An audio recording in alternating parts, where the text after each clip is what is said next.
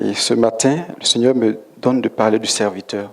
Tout à l'heure, nous avons prié pour des serviteurs et des servantes parce qu'ils ont servi. Et c'est pourquoi nous sommes là ce matin. Parce que le temple, il est beau. Que le Seigneur vous bénisse. Dieu nous a créés pour un but. David dit dans le psaume 139, le verset 14 jusqu'au verset 16. Je te loue de ce que je suis une créature si merveilleuse. Tes œuvres sont admirables et mon âme le reconnaît bien. Mon corps n'était point caché devant toi lorsque j'ai été fait dans un lieu secret, tissé dans les profondeurs de la terre. Quand je n'étais qu'une masse informe, tes yeux me voyaient, et sur ton livre étaient tous inscrits les jours qui m'étaient destinés avant qu'aucun d'eux existe. Amen. Dieu dit, ou David dit, que même avant qu'il ne soit formé, Dieu savait déjà ce qu'il avait prévu pour lui. Tu as un but dans la vie. Tu n'es pas le fruit d'un hasard. Dieu a prévu quelque chose de spécial pour toi parce que tu es une personne spéciale pour lui. Dieu ne nous a pas sauvés pour que nous restions et que nous attendions qu'il nous prenne pour amener au ciel. Dieu nous a créés pour le servir. La Bible dit qu'il a dit à Adam, il l'a mis dans le jardin pour le cultiver et pour le garder. Adam avait cette mission de servir. Nous avons aussi la mission de servir. Comment servir? Le service commence dans votre esprit ou dans notre esprit. Être un serviteur nécessite un changement de mentalité. Nous avons tous été formés, modélés par le monde. On ne naît pas chrétien. Nous avons tous été formés par le système du monde. Et ce qui fait que quand nous venons, nous avons une façon de penser qui n'est pas forcément la façon de penser de Dieu. La Bible dit dans 1 Corinthiens 1 qu'il y a une sagesse humaine et il y a une sagesse divine. Nous avons donc été modélés dans la sagesse humaine avant de venir à Dieu. Et c'est pourquoi l'enfant de Dieu doit changer de mentalité pour servir. Il doit changer d'attitude pour servir. Dieu s'intéresse plus à nos motivations qu'à nos actes. Dans le monde, c'est parfois nos actes, nos exploits qui sont importants. Mais chez Dieu, c'est la motivation, l'attitude de cœur qui est importante. Pour lui, l'acte de cœur compte plus que nos exploits. Les vrais serviteurs ont donc un état d'esprit qui se caractérise par d'abord l'humilité. Les serviteurs doivent être humbles. La vraie humilité ne consiste pas à avoir une mauvaise opinion de nous-mêmes. Parfois, on pense que quand on est humble, ça veut dire qu'on a une mauvaise opinion de nous-mêmes. Ce n'est pas ça l'humilité. Elle consiste à moins penser à nous et à penser aux autres. Philippiens 2, verset 3 dit ceci. Ne faites rien par esprit de parti ou par vaine gloire, mais que l'humilité vous fasse regarder les autres comme étant au-dessus de vous-même. C'est-à-dire que tout ce que tu fais, tu dois regarder l'autre comme étant au-dessus de toi-même. Ne fais rien pour avoir la gloire, mais cherche à mettre l'autre comme s'il était au-dessus de toi. Ce n'est pas que tu as changé, ce n'est pas que ta valeur a diminué, mais tu donnes comme si tu donnes une capacité à l'autre de se sentir supérieur à toi. La Bible dit que le Seigneur Jésus s'est humilié jusqu'à la croix. Vous savez, l'homme ne peut pas tuer Dieu. Dieu a créé l'homme. Donc, pour que l'homme puisse avoir le pouvoir de dire je te condamne, je te mets à la croix, il fallait que Christ lui donne le pouvoir. Donc Christ s'est dépouillé pour lui permettre de pouvoir le tuer, sinon il ne pouvait pas. Nous n'avons pas, c'est ce qui est supérieur. Dieu est supérieur. Vous ne pouvez pas créer, ce que l'homme a pu créer, c'est peut-être le robot. Mais quand le robot commence à désobéir, on essaie de le détruire aussitôt. N'est-ce pas? Parce qu'on ne veut pas être commandé par ce que nous avons créé. Ce n'est pas possible. Il est là pour nous servir. Dieu nous a créés, mais il a quand même admis le fait que sa créature soit supérieure à lui pour lui donner des ordres, pour l'emmener jusqu'à la croix. C'est ça l'humilité. Ça donne la capacité à l'autre de se sentir supérieur à toi. Sans cela, on ne peut pas servir. Ça ne veut pas dire que tu as changé. Peut-être que tu as... Ici, on parle de conseil fédéral. Chez nous, on parle de ministre. Imaginez-vous un conseil fédéral qui arrive ici, et puis qui connaît Dieu, même peut-être qui est ancien de son église, et qui se met à servir. Frère, est-ce que tu es supérieur à lui? Tu n'es pas supérieur à lui. Mais parce qu'il te donne la capacité de te croire supérieur à lui. Il n'a pas changé. Lorsque une fois j'étais en Côte d'Ivoire, et il y a quelques années, je suis parti dans une église qui n'était pas loin de chez moi parce que je n'avais pas pu partir dans mon église ce jour-là. Et à l'entrée, j'ai rencontré une personne. Et puis quelque chose m'a... J'ai eu l'impression que je connaissais la personne. C'est elle qui est venue m'accueillir. Elle m'a dit, frère, venez et asseyez-vous là. Et puis au fur et à mesure qu'il parlait, parce qu'il n'était pas en costume ce jour-là, je me suis rendu compte que je le connaissais, mais à la télévision. C'était un ministre. Et il m'a accompagné jusqu'à ma place. De temps en temps, je regardais derrière pour voir s'il était toujours arrêté là-bas, mais il était arrêté depuis le début jusqu'à la fin du culte. Cet homme était en train de servir Dieu, en train d'adorer Dieu. Parce qu'il connaissait sa valeur. Ses gardes du corps et son chauffeur étaient dans la cour là-bas, dans sa voiture, en train de l'attendre. Lui, il était arrêté et moi, j'étais assis. Parce qu'il connaissait sa valeur. C'est ça l'humilité. Montrer aux autres qu'ils sont supérieurs. Mais ça ne change pas ta valeur. Christ est resté Dieu jusqu'à la mort. Il est resté Dieu jusqu'à la mort. Et si on n'a pas ça, on ne peut pas servir.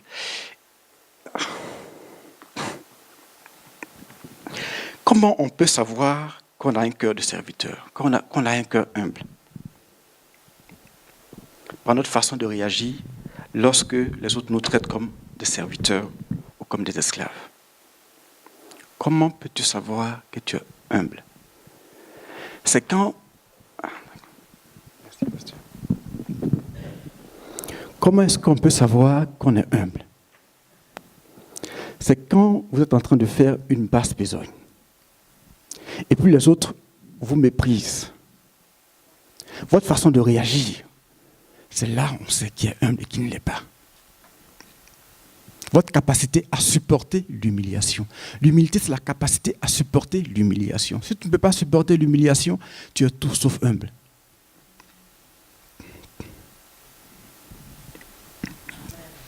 Tu ne peux pas supporter l'humiliation. Tu n'es pas humble. Comment est-ce que vous réagissez lorsqu'on vous donne des ordres? Quand on dit, hé, toi, fais ça. Comment est-ce que tu réagis? Est-ce que tu te dis, moi aussi, je suis important? Tu n'as pas la capacité de supporter les ordres. Il y a quelque chose à faire encore. Christ doit encore travailler dans ton cœur pour te rendre humble. Si tu n'as pas ça, tu ne peux pas être un vrai serviteur de Dieu. Tu mets un blocage au service de Dieu. Nous allons voir des exemples de personnes qui ont servi le Seigneur. La Bible dit, si quelqu'un, dans Matthieu 5, verset 41, t'oblige à faire 1000 avec lui, fais-en 2000 avec lui. Le serviteur pense à son propre travail et non à ce que font les autres. Un serviteur pense à ce qu'il fait. Il est concentré sur ce qu'il fait. Dieu nous a fait tous différents. Nous sommes tous différents. Dieu aime la diversité. Vous voyez les plantes? Il a dit que les arbres produisent selon leur espèce. Il y a toutes sortes d'arbres. Vous voyez les animaux? Il dit les animaux selon leur espèce. Vous voyez les oiseaux selon leur espèce. Il y a certains animaux qui creusent des terriers, il y a d'autres qui nagent, certains qui volent. Il a fait tout cela parce qu'il aime la diversité. Dieu aime la diversité. Nous sommes tous différents. Regardez votre voisin, vous allez voir que votre nez n'est pas la même chose que lui. Vous avez des yeux d'une couleur différente. Vous n'êtes pas fait, vous êtes unique à votre genre, vous êtes unique pour une œuvre unique. Dieu vous a fait particulier pour une œuvre unique. Il vous a prédestiné dès la fondation du monde pour une œuvre unique. Personne n'est comme vous. Vous êtes spécial à ses yeux. Et c'est pourquoi, si tu es spécial, tu ne peux pas t'occuper de ce que fait l'autre parce que vous n'avez pas les mêmes capacités. Parce que ce que Dieu a mis en toi, il ne l'a pas mis en moi. Et ce qu'il a mis en moi, il ne l'a pas mis en toi. Parce que ta mission a fait qu'il t'a donné quelque chose d'extraordinaire, de particulier, que tu peux utiliser. Moi, je ne peux pas l'utiliser. Si je veux faire comme toi, je ne vais pas y arriver. Je ne parle pas comme toi. Chacun a ses capacités. Vous allez voir, même quand les gens prient, chacun a sa façon de prier. Ne cherchez pas à faire comme l'autre. Parce que Dieu t'a fait particulier. Dieu t'a fait différent parce qu'il aime la diversité.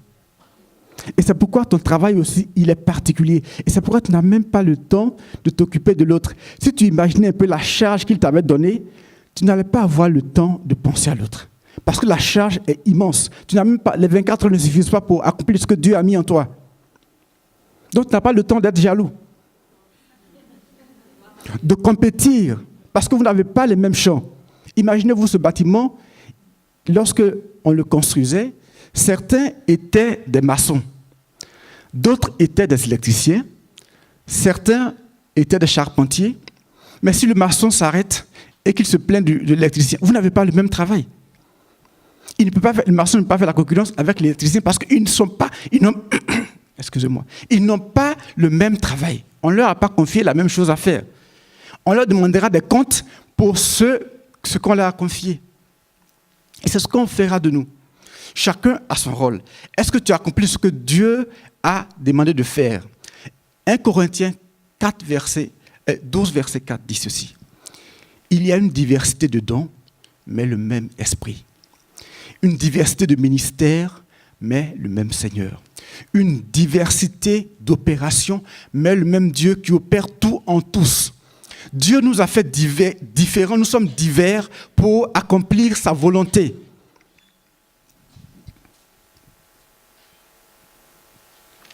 Tu n'as pas le temps de critiquer, de concurrencer les autres serviteurs. La concurrence, comme je dis, elle n'est pas normale pour diverses raisons. Nous faisons tous partie de la même équipe. Nous avons différentes missions à accomplir. Nous sommes tous uniques. Et nous recevrons une récompense particulière. Prenons Exode 31 à partir du verset 1 jusqu'au verset 6.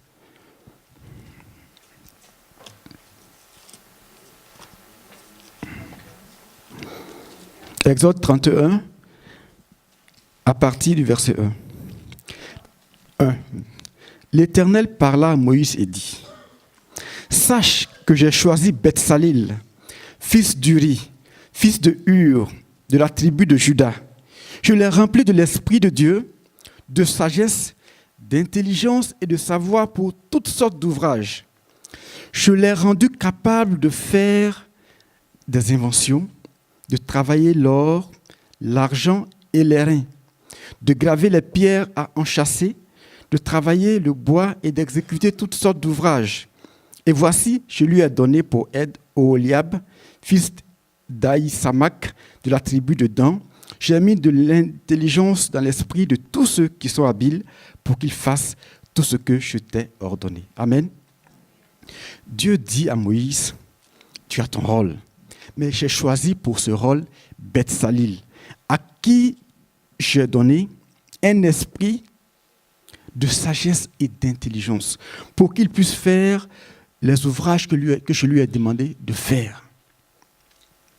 Frère, est-ce que Moïse était jaloux parce qu'on a dit à Betsalel qu'il était sage, qu'il était intelligent? Moïse parlait avec Dieu comme un homme parle à son ami. C'est ce que la Bible dit.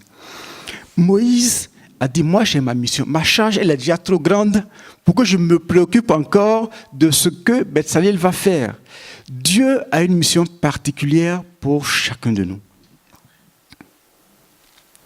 Il a une mission particulière pour vous.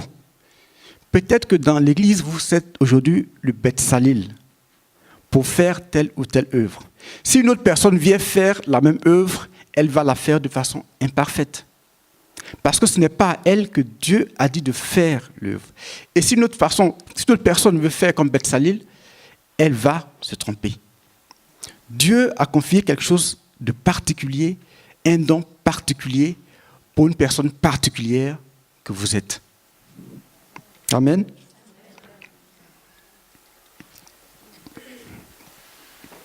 Notre but est de glorifier le Seigneur. Pas de place pour la jalousie entre serviteurs. Quand nous sommes occupés à servir, nous n'avons pas le temps de critiquer. Il est dit dans Romains 14, verset 4. Nous allons le lire, s'il vous plaît.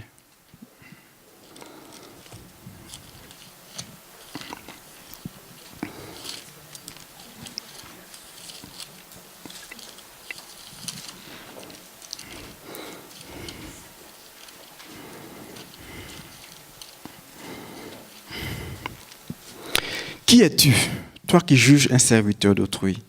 S'il se tient debout ou s'il tombe, cela regarde son maître. Mais il se tiendra debout, car le Seigneur a le pouvoir de l'affermir. Amen. Nous n'avons pas le temps de juger les autres. Nous nous occupons de ce que Dieu nous a confié.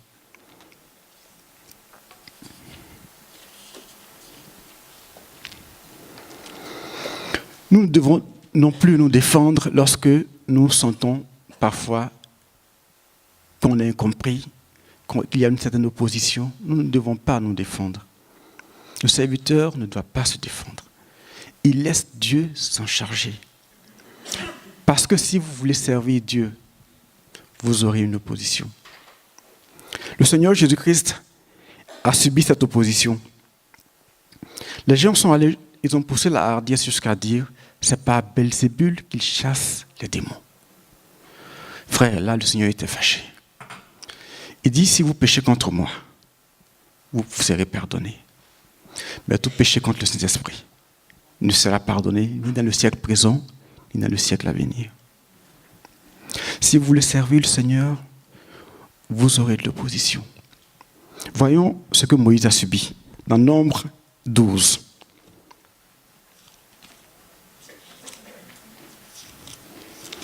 Nombre chapitre 12.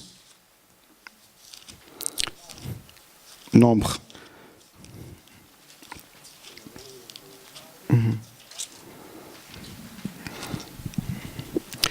Marie et Aaron parlaient contre Moïse au sujet de la femme éthiopienne qu'il avait prise car il avait pris une femme éthiopienne. Ils dirent, est-ce seulement par Moïse que l'Éternel parle? N'est-ce pas aussi par nous qu'il parle? Et l'Éternel l'entendit. Or, Moïse était un homme fort patient, plus qu'aucun homme sur la face de la terre. Soudain, l'Éternel dit à Moïse et à Aaron et à Marie, « Allez, vous trois, à la tente d'assignation. » Ils y allèrent tous les trois. L'Éternel descendit dans la colonne de nuée et il se mit à l'entrée de la tente. Il appela Aaron et Marie, qui s'avancèrent tous les deux. Et il dit, « Écoutez bien mes paroles. Lorsqu'il y aura parmi vous un prophète, c'est dans une vision que moi, l'Éternel, je me révélerai à lui. C'est dans un songe que je lui parlerai. Il n'en est pas ainsi de mon serviteur Moïse. Il est fidèle dans toute ma maison. Je lui parle bouche à bouche. Je me révèle à lui sans énigme. Et il voit une représentation de l'Éternel. Pourquoi donc n'avez-vous pas craint de parler contre mon serviteur, contre Moïse? La colère de l'Éternel s'enflamma contre eux, et il s'en alla. La nuée se retira de dessus la tente, et voici Marie était frappée d'une lèpre blanche comme la neige. Aaron se tourna vers Marie, et voici, elle avait la lèpre. Il y a une malédiction qui s'attache. Quand on ne s'occupe pas de nos propres affaires et qu'on s'occupe de l'autre. Marie avait son rôle à jouer. Aaron avait son rôle à jouer. Aaron était le prophète. Dieu a dit, va voir Pharaon, je te fais Dieu pour Pharaon. Et Aaron, ton frère, sera son prophète, ton prophète. Donc chacun avait son rôle. Ils ont voulu aller prendre le rôle de Moïse. Est-ce que c'est seulement à Moïse que Dieu parle? Est-ce qu'il ne nous parle pas à nous aussi? Mais Moïse a rencontré Dieu. il dit il a eu la représentation de Dieu. Et il dit pour les autres prophètes, toute la prophétie qu'on a, c'est par vision ou par songe. Il dit, lui, je lui parle bouche à bouche. Je lui parle comme mon vis-à-vis. Parce qu'il est particulier à mes yeux. Et vous avez osé parler contre Moïse, qui est fidèle dans toute sa maison. Occupons-nous de nos propres affaires. Nous avons une grande mission que Dieu nous a confiée. Et nous pouvons la réussir si nous sommes concentrés et si nous prions. L'Esprit nous donnera la force de l'accomplir. Amen.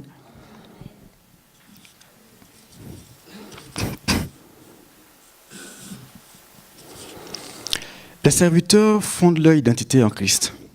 On ne peut pas servir si on ne connaît pas notre identité.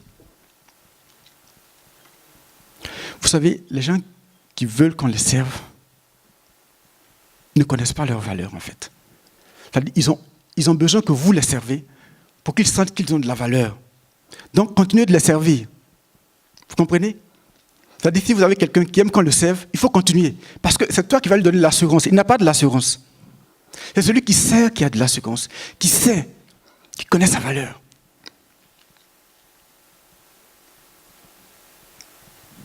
Prenons Jean 13.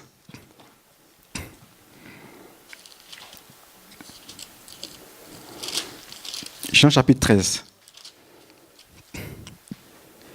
Avant la fête de Pâques, Jésus, sachant que son heure était venue de passer de ce monde au Père, et ayant aimé les siens qui étaient dans le monde, mit le comble à son amour pour eux. Pendant le souper, alors que le diable avait déjà mis dans le cœur de Judas Iscariote, fils de Simon, le dessein de le livrer, Jésus, qui savait que le Père avait remis toutes choses entre ses mains, qu'il était venu de Dieu et qu'il s'en allait à Dieu, se leva de table, ôta ses vêtements et prit un linge dont il se ceignit.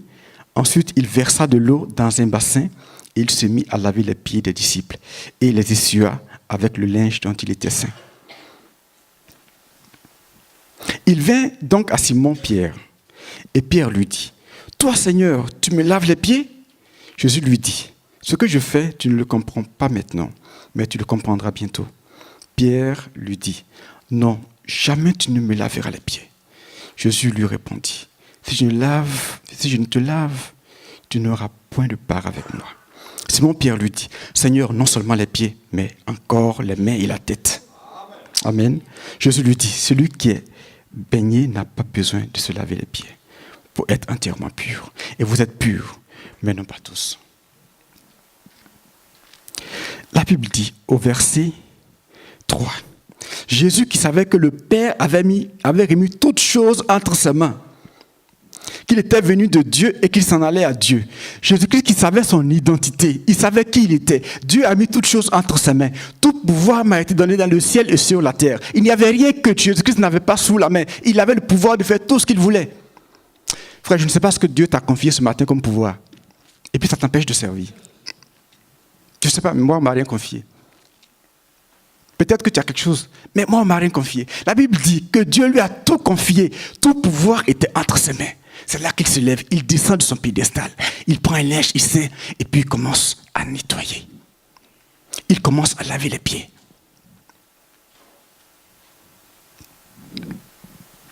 Il commence à nettoyer. Pierre n'a pas compris que c'était tellement important à ses yeux. Il dit non, parce que c'est l'esclave qui lave les pieds. Je ne suis pas hébreu, mais ce que je sais, c'est que quand vous arrivez dans la maison, c'est l'esclave qui lave les pieds. Donc ce n'est pas le rôle. Et Pierre avait raison, parce que c'est comme ça que le monde fonctionne. Pierre avait raison. Dans le monde, on dit, celui qui nettoie, ce n'est pas le plus important. Excusez-moi si je me trompe. Et donc, Pierre ne peut pas comprendre que son Seigneur lui lave les pieds. Et c'était logique dans le système du monde, dans la façon de voir le monde, c'est comme ça que ça fonctionne.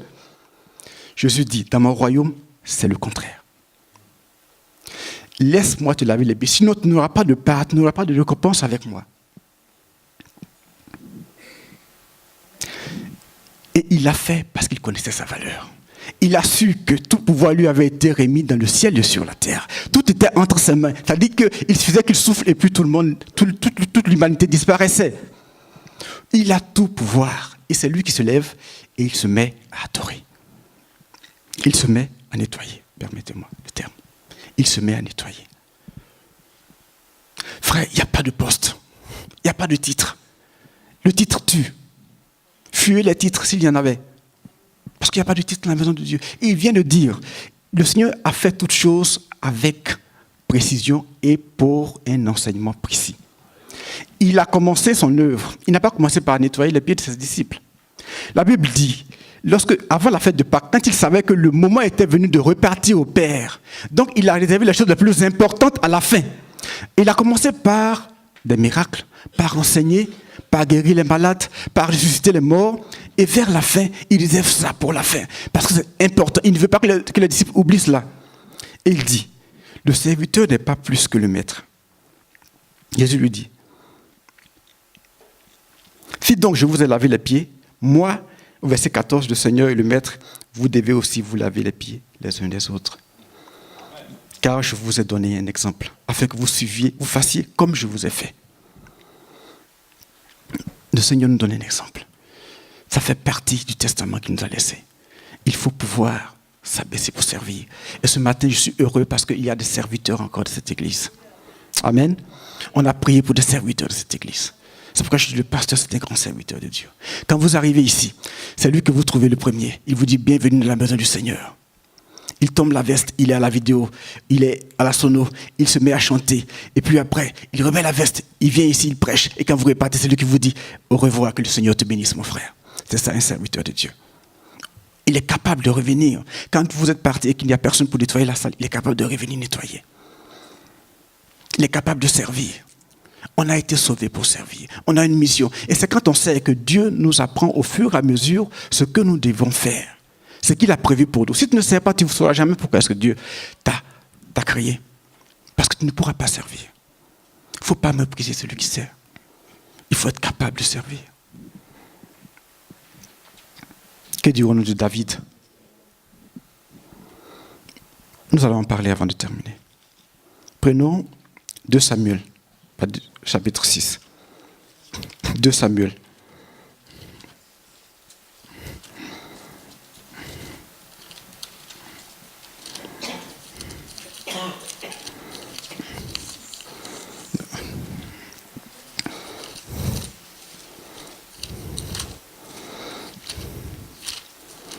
Deux Samuel, chapitre 6.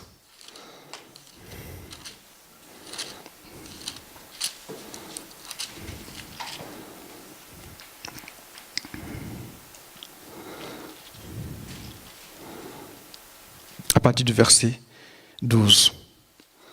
On vint dire à David, au roi David, l'Éternel a béni la maison d'Obed-Édom et tout ce qui est à lui, à cause de l'arche de Dieu. Et David se mit en route et il fit monter l'arche de Dieu depuis la maison d'Obed-Édom jusqu'à la cité de David au milieu des réjouissances. Quand ceux qui portaient l'arche de l'Éternel eurent fait 6 pas, on sacrifia un bœuf et un veau gras. David dansait de toute sa force devant l'Éternel et il était ceint d'un éphod de lait.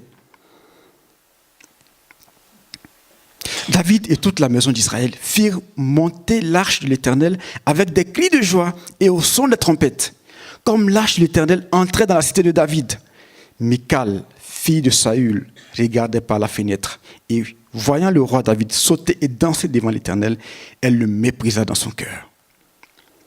Après qu'on eut amené l'arche de l'Éternel, on l'a mis à sa place au milieu de la tente de David que David avait dressée pour elle. Et David offrit devant l'Éternel des holocaustes et des sacrifices d'action de grâce. Quand David eut achevé d'offrir les holocaustes et les sacrifices d'action de grâce, il bénit le peuple au nom de l'Éternel des armées.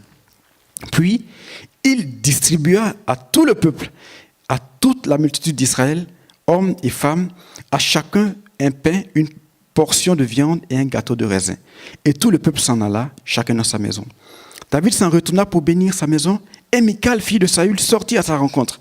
Elle dit, « Quel honneur aujourd'hui pour le roi d'Israël de s'être découvert aux yeux des servantes et de ses serviteurs, comme se découvrait un homme de rien. » David répondit à Michal, « C'est devant l'Éternel qui m'a choisi, de préférence à ton père et à toute sa maison, pour m'établir chef du peuple de l'Éternel sur Israël. C'est devant l'Éternel que j'ai dansé. Je veux paraître encore plus vil que cela et m'abaisser à mes propres yeux. Néanmoins, je serai en honneur auprès des servantes dont tu parles. » Or, Michal, fille de Saül, n'eut point d'enfant jusqu'à sa mort. Amen. Cette femme fut frappée de stérilité jusqu'à sa mort. Elle n'a pas connu la joie. Je n'ai pas dit que toutes les stérilités sont des malédictions. Mais la Bible dit « Or, elle n'eut point d'enfant ». C'est une conjonction de coordination qui veut dire que c'est la conséquence directe du mépris qu'elle a eu pour le serviteur de Dieu qui a fait qu'elle n'eut point d'enfant. La Bible dit, souvent, la dernière fois, l'ancien Raphaël disait que vous êtes en train de chanter, vous avez vos mains comme ça m'a fait rire parce que moi aussi j'avais mes mains comme ça. Souvent, on dit de chanter, de danser et puis on fait les choses avec classe. Mais la Bible dit, David dansait de toute sa force devant l'Éternel. Il était saint d'un effort de lait. Toute sa force. Ça veut dire qu'il était en train de transpirer à grosses gouttes. Et c'est certainement ce que sa femme a vu et elle l'a méprisé. Mon père est roi. Moi, je suis princesse. Avant d'être reine, Michal était la fille de Saül. Son père fut le premier roi d'Israël. Et donc, Michal savait ce que c'était un roi. Elle connaissait la notion de royauté. Elle savait ce qu'il y avait dedans. Elle avait reçu une bonne éducation. Elle savait de quoi elle parlait. Le roi ne danse pas. Proverbe 20, verset 2 dit, « La terreur qu'inspire le roi est comme le rugissement d'un lion. Celui qui l'irrite pêche contre lui-même. » Ça veut dire, si vous avez déjà entendu le lion rugir, vous allez savoir pourquoi est-ce qu'on dit qu'il est le roi de la forêt. Il n'est pas le plus fort, mais il est le roi de la forêt. Parce que quand il se met à rugir, quand il se met à crier, tous les animaux sont en branle. Et c'est comme ça qu'on compare la terreur qu'inspire le roi. Le roi a droit de vie et de mort sur ces sujets. Le roi est tout puissant. Israël a voulu un roi. Dieu leur a dit, voici les règles pour avoir un roi. Votre roi va dominer sur vous. Il va prendre vos fils, il va prendre vos champs, il va prendre vos terres, il va les emmener à la guerre. Ils disent oui, on veut un roi. Donc Dieu a donné un roi à Israël par dépit. Ce n'est pas que Dieu voulait leur donner un roi. C'est parce qu'Israël a rejeté Dieu. Et Samuel s'est mis à pleurer. Dieu a dit, ne pleure pas. Ce n'est pas toi qui les rejettes, mais c'est moi qui les rejette comme roi sur eux. Dieu a dit dans Exode 19, verset 6, vous serez un royaume de sacrificateurs. Ça veut dire que je veux que vous soyez une nation qui m'appartienne.